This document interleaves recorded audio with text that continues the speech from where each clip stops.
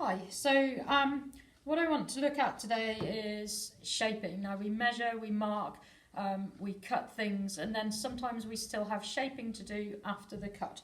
And in this case we're going to be shaping the inside of this circle that's been sawn. The biggest issue at the moment is with the tools that I had available, I couldn't do a perfect cut. And I probably don't want to or can't get much closer than that.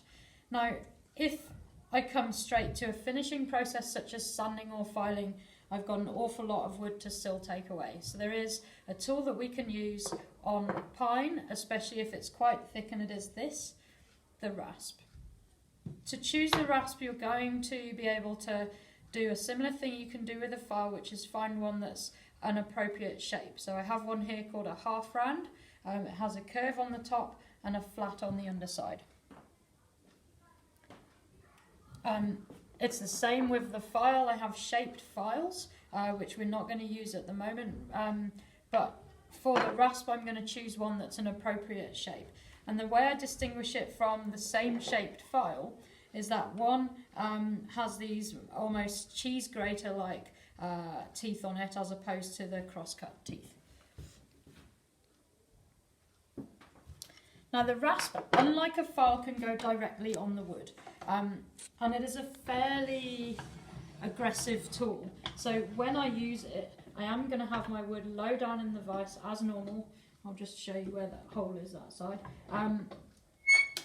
The entire work isn't low in the vise, but I'm not going to work up here. I'm working down here in a small section at one time, and then again, similar to the file, I have a controlling hand on the handle that is going to drive forward, and in this case curve a little bit to follow the shape that I want, and then I have a little bit of pressure down. We are not pushing hard with this tool. The tool is aggressive enough as it is without me putting extra weight.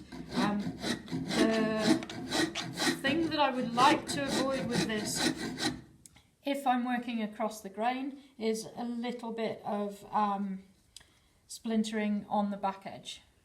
Okay, which is another reason why I'm not trying to take off huge amounts at once, and I'm not trying to push down particularly hard with this tool. All I'm doing is taking away, using those teeth to take away the excess wood from my saw.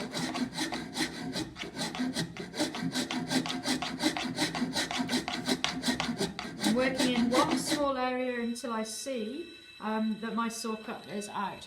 Now, another reason why I will not do this process for very long is because the rasp itself is putting in its own marks, and of course, like sandpaper, we use the sandpaper or the rasp to get rid of the saw marks, and then we're going to step down.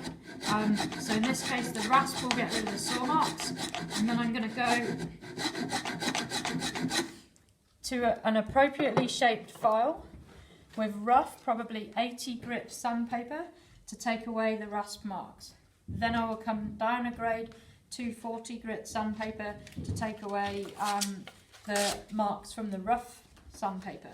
Okay, so we're moving to ever smoother grades, and if you need to start with a rasp for shaping, you can, and then you're going to come along to filing.